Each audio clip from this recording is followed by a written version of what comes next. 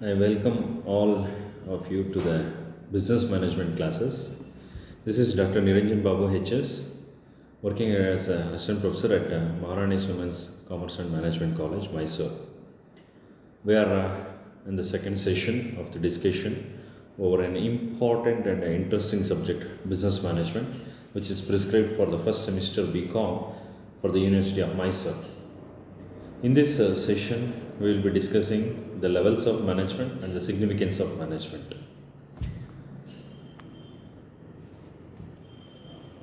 The contents of the first unit is like this: the concepts of management, definitions, characteristics of management, management administration, and functions of management. We have discussed relating to the basic concepts of management, the definitions given by the various experts in this field, and also the characteristics of management. And we came to know that when it's a management is basically it refers to the managing the challenges, the managing the changes, the managing the crisis, management of the complexities, managing the confidence, managing the culture and the credibility, managing the confidence, the management of or it is an art of getting the things done by others. Management is very important, which means to say through which all the organized endeavors can be achieved. Whatever the organizational objectives that can be achieved only through a good management.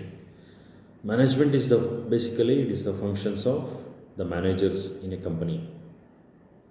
We are talking the business management subject in the context of a joint stock company, wherein we will find several departments like production, marketing, finance, HR. Like that, we find many departments, and some has to head. Somebody must be there to lead these departments, and those departmental heads are called as the managers. Whatever the managers does is called management. Usually, what managers does in an organization is they decides, they take decisions. Decision making is their first duty. They will decide what to do, how to do, when to do, why to do, whom to do. Okay, so thereby, when we say management is which is very much required for success of any organization, and the top level management will be establishing the corporate objectives as a whole, and to achieve those corporate objectives, the manager he tries to perform, he tries to manage the business through the performing the functions like planning, organizing, staffing, directing, and controlling that we have seen. In this session, we shall directly look into the aspects of levels of management. That will give you the more clarity regarding the discussion to be made in the subject business management. What do you mean by this levels of management? In the levels of management, when we say levels of management, this prevails everywhere. Wherever you find the organization, there will be levels of organizations will be there, or the levels of management will be there. Depending upon the responsibility, depending upon the nature of work, the levels of management will be decided. Usually, there are three levels of management we can find in a corporate sector: top level management, middle level management, and the lower level management. And in every company, this format will not be the same. This will be different from a firm to another firm. And these levels of management, top, middle, and lower, this will clearly clarifies the responsibilities, the roles being played by the levels of management. Say if it is top level management. When we say top level management, it consisting of board of directors usually. The board of directors, the managing director, the general manager, or the chairperson, or CEO.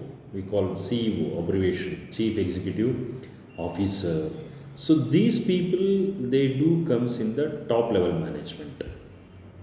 So, top level management is which is kept at the highest level, which is the deciding body which takes the decision pertaining to the whole organization. It may be consisting of, as I said, board of directors, managing director, or CEO, or general manager, or the chairperson, the chief executives, etc.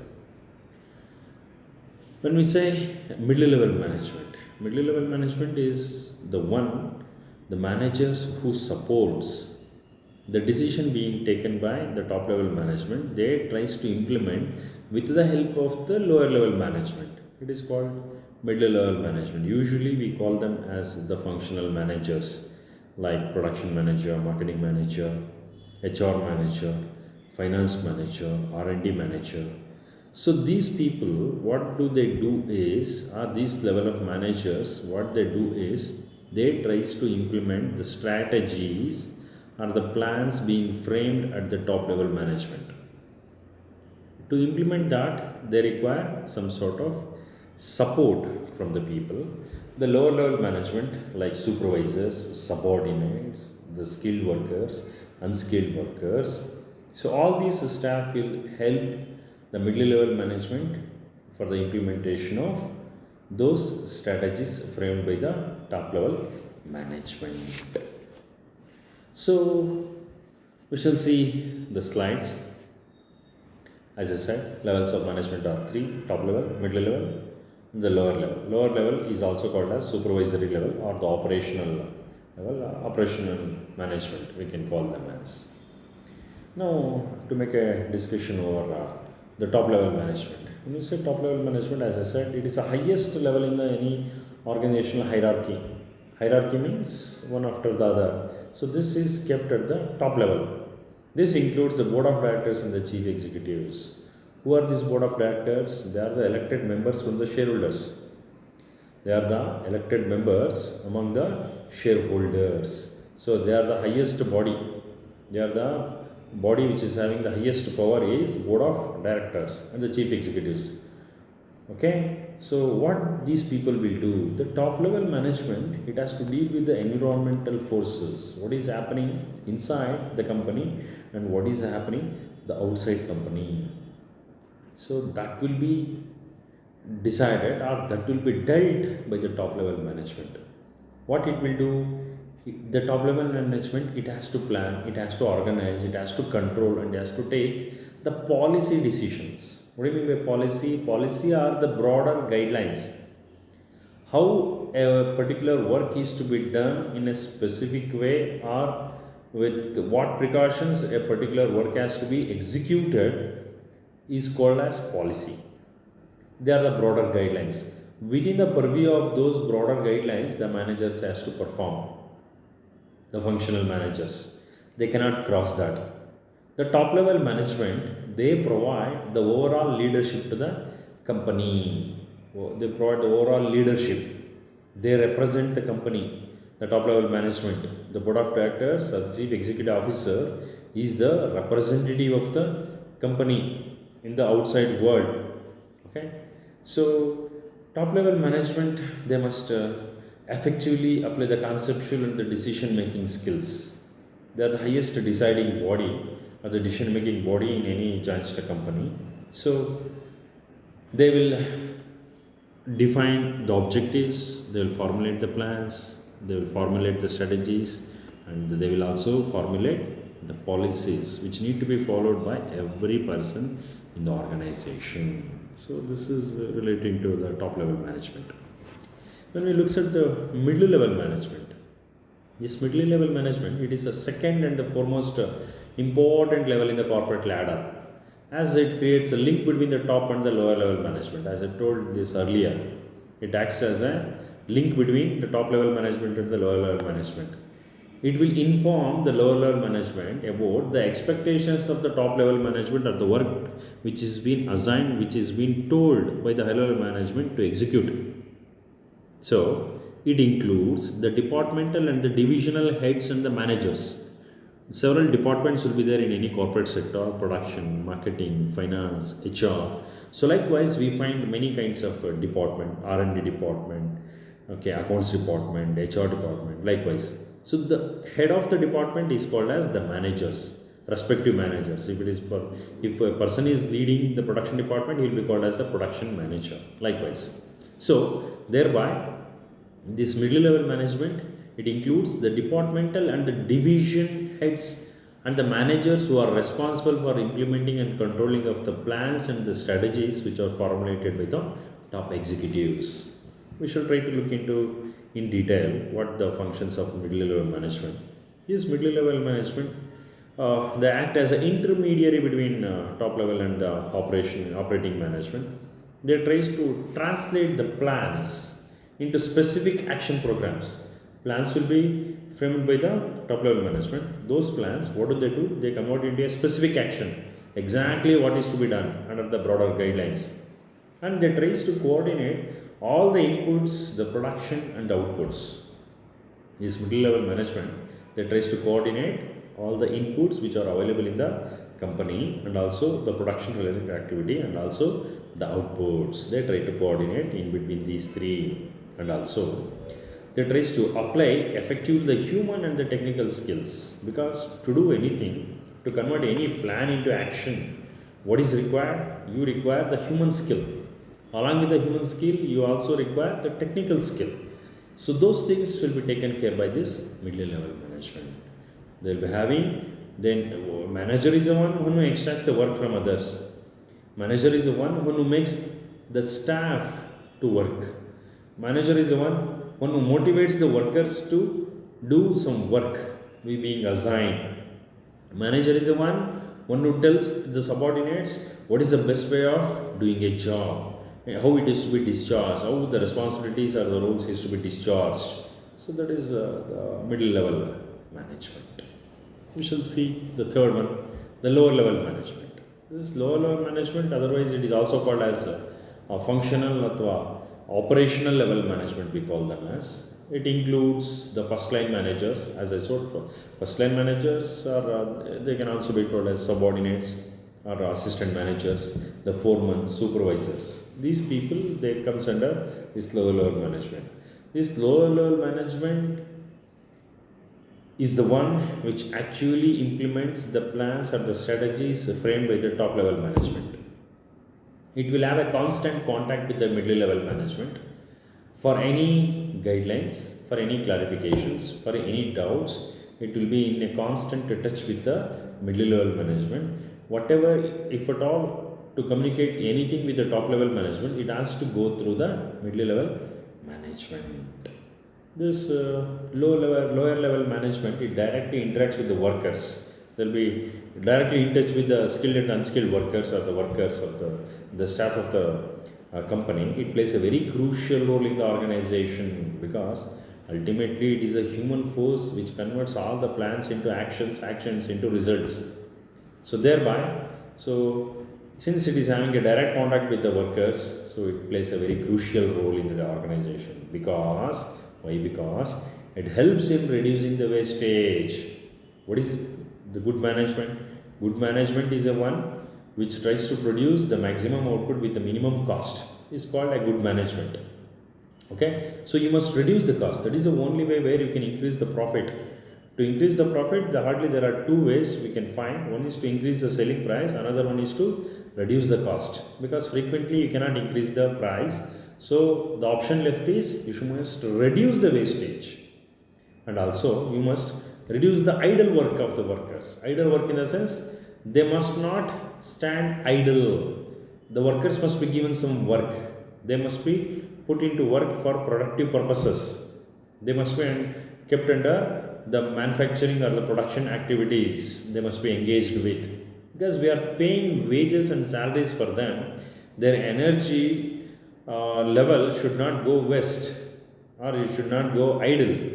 So thereby, the lower management responsibility is to see that they must reduce the waste and also the idle time of the workers by improving the quality and the quantity of output. Ultimately, the results, as I said, success of any business will be measured in terms of how much quantity of output it has been producing, how much quantity and how much, what is the quality of the output. both the things, and also by using the minimum resources to take out the maximum output is called the efficiency of the management. So this is relating to lower level management. When we look into the more aspects, so it tries to translate the middle level management plans into short range operating plans. It tries to convert the plans into short range operating plans. It will assign the specific job to the people. Person A, B, C, it will assign this is the exact work and this is the specific job that you must do. And it will have an eye over what is being happening, who is doing, who is not doing. So to regulate, to supervise, to evaluate, to guide, and also to correct the performance of the people. And it will have to maintain the good personal and the immediate contact with the workers so that we can easily execute any plans or the strategies framed by the high level management. So this is relating to the lower level management. When we now we shall move on to the next important aspect, that is the importance of the management. When we say the significance or importance of management, we have the points like this. It helps in achieving the goals, optimal utilization of resources, it reduces the cost, the sound organization establishes the balance essential for the prosperity of the society. So these are some of the points we should try to see in detail. To start with, it helps in achieving the goals. We know that just now we came to know that there are three layers in the management, that is top, middle level and the lower level. The top level management always it frames the plans, the policies in a broader way. So it will establish or it will fix the organizational goals. Every person in working in the organization has to perform or they have to work in order to achieve the organizational goals. How to do that? How to do that? So this, with the help of the management, easily those goals can be achieved. Here it says, the management organizes the factors of production, it organizes the resources effectively, integrates the resources in order to achieve the goals. It organizes the factors of production. When we say factors of production, there are four factors of production: land, labor, capital, and organization. So it tries to organize these factors of production, and also it combines and organizes the resources which are much required in order to reach the organizational goals. Say if your targeting is to produce some 10,000 units per month or per year, so you have to organize your resources. You have to look for the materials which is required, whether it may be raw materials or the machines or the tools or the equipments. So thereby it organizes the resources and effectively organizing in an effective manner and integrates the resources in order to achieve the goals. It guides the group efforts to achieve the predetermined goals, defining clearly the purpose of organization, because once the purpose is much clear to everyone, each and every staff must know the vision and missions of the company. If that is being known, they will work voluntarily. They require less supervision. When they knows what is the goal being set by the higher level management. So thereby defining the goals of the organization clearly to the staff is very, very important. So that itself will reduce the wastage of time, money and effort. And moreover, the management converts the disorganized resources of men, machines, money, etc. into a useful enterprise. Because usually what happens in organization, we will be having the number of machines, we will be having a lot of funds, we will be having a lot of people.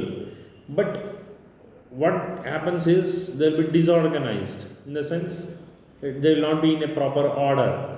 So for which what the manager would do, the manager what he does is he establishes the department, he identifies all the activities which can be grouped together, he creates a department and the department will be given the specific roles and responsibilities. Each and every person depending upon their skills or the knowledge they will be assigned or they will be asked to work in a particular department and to follow the rules and regulations being framed or the guidelines being given by the supervisors, by their immediate supervisors, and in constant in touch with the lower level management and with the functional managers. So thereby, this management it tries to help in achieving the organizational goals. And lastly, the resources we told just now, man, machine, money, etc. These resources are coordinated, guided, and controlled in such a way. They need to be coordinated. That means all the efforts must go towards achieving the organizational objectives. It must properly guided, properly motivated, okay, then controlled to see that there will not be any deviations, so that we can achieve the organizational goals. So this is the one important aspects of management. Then optimal utilization of the resources. What do you mean by this optimal utilization of resources? Usually what happens is, to produce anything, to do the business, we require the resources.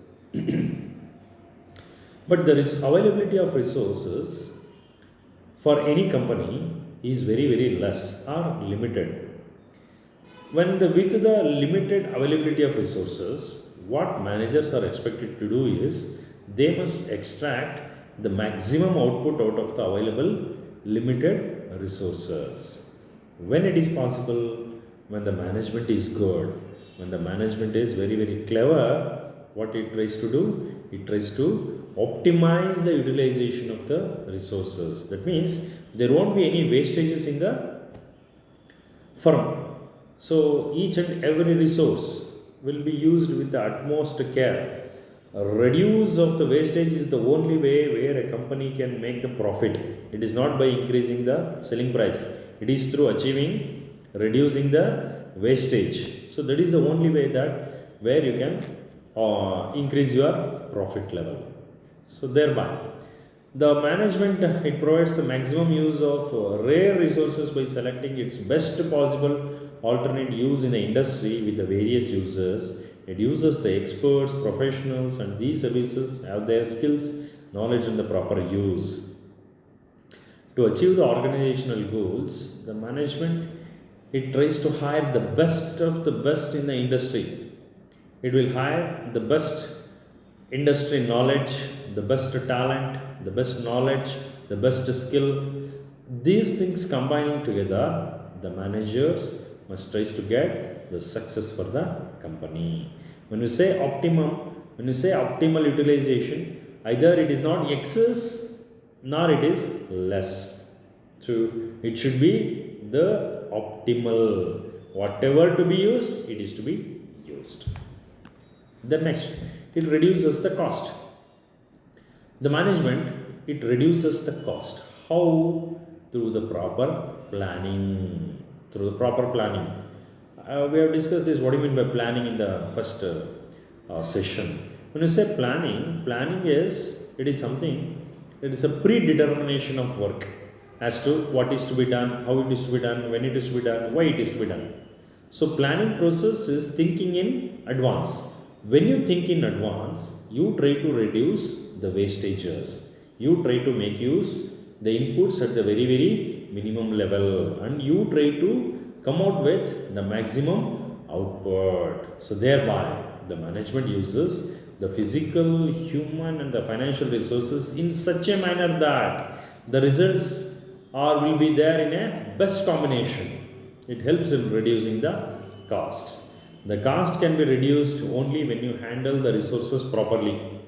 When you give the proper training, when there will be a good supervision over the workers or the staff, then it is possible to reduce the cost. So in turn, that will increase the profit level for the organization. So management will help in reducing the cost. Next one, sound organization establishes. The organization must always look sound. When it is possible, organization becomes a strong or becomes a sound organization when there is no overlapping of efforts. The same work should not be done by all the people. It should be done only by the specified people. by the people to whom it is being assigned. Those people has to do that work. No question of, there should not be any question of overlapping. So thereby, it is possible only when there will be a good establishment of a sound organization structure. So then only it is possible. Then, with the effective authority and responsibility relation. What do you mean by authority and responsibility relationship? Authority is to take power to take decision. When you assign some work to anybody, you need to give the proper authority to take decisions also. What is the responsibility for the end results? For the end desire, for the end results, that person must be made accountable, because you have provided the plan, you have provided the resources, you have given everything what is been required to get the success for the company. Then that means even you have assigned even you have given the authority also, that is power to take decisions to perform that work. Then what is important? The required thing is you must make the people responsible for the end results, so that the people becomes alert. Okay, so it is possible only when there is a cordial relationship between the seniors and the junior managers. So the management, it fills up the various positions with the right number of people who have the right skills, training and qualifications, and all the jobs must be approved by all. What is a good management? Good management is a one taking the right decision in the right time, placing the right people for the right posts. Okay, assigning the right kind of work to the right kind of people, then only you can expect the good results, or else it is not possible, right? Okay, so you must hire the good people, the skills, the people with the good skills, knowledge, with the good training and appropriate qualifications. So then you can find a good, a sound organization. Then, importance of management discussion is continuing. It establishes the balance. It establishes the balance. What is that? How it is been balancing? It enables the organizations to survive in the changing environment. To do the business, the purpose of doing business, survival is the first objective. What do you mean by survival? To be in the field, to remain in the field, to survive against facing the competition by your rivalry companies. Okay, you must survive in the changing environment. Environmental situations are ever changing. In spite of those changes, if the organization continues to work, that is the greatest thing. That is possible only when you take some actions to survive through your managerial skills. So it remains in contact with the changing environment. If the environment demands new changes, you have to adopt the new changes. If you do not change, the environment will forget, or it will make your company irrelevant. That should not supposed to happen. Constantly, you must look an eye, or you must keep an eye over the changing environment. What are the new changes that are coming? How we have to prepare ourselves? How to update our knowledge? How to be cope up with the things which are happening in the external environment? How to bring the coordination with those changes? How to convince our staff to adopt for the new changes? So there are the challenging things for the management, and the managers, they do all these challenging and the changing needs of the organization. So thereby adopting, establishing a balance between the new changes and also with the external environment, what is most required? Adoption, establishing a balance. You must balance in between the changes and the external environment. That is possible only through the management. Then, management is essential for the prosperity of the society, because I told in the first session, management is something which is much required not only for the business organization, it is required for all social organization, government, military, profit, non-profit, private, for all public sector, for all kinds of organizations, for all kinds of human activities, the management is required. Only when the management principles are applied, when they are followed, then only the prosperity of the society will grow. That is the essential part, the presence of management. So that's why it is being told efficient management leads to better economic production. What do you mean by economic production? You produce the goods and services with a minimum cost, with the use of the minimum inputs, you try to get the maximum output. That is economic production, which helps in enhancing the welfare of the people. The good management makes a difficult task easier by avoiding the wastage of resources. I told resources are not easily available; they are available in a limited manner, and each resources is having its own cost. And sometimes the resources are very rare and becomes precious for the company or the organization. So they must be used with the utmost care. The management, it improves the standard of living. With a good management and the standard of living, by delivering the goods and services, so management is the root cause. It enhances the profit that is beneficial for the business. It brings good management brings the profits for the business and the employment opportunities for the people in order to get the maximum yield at a minimal cost, which generates the income in the hands. The organization comes with the new products and does the beneficial research for society. Management is always helps to create a better world, to create a better a society with a prosperity. In the presence of good management, it is possible. In the absence, it is not possible.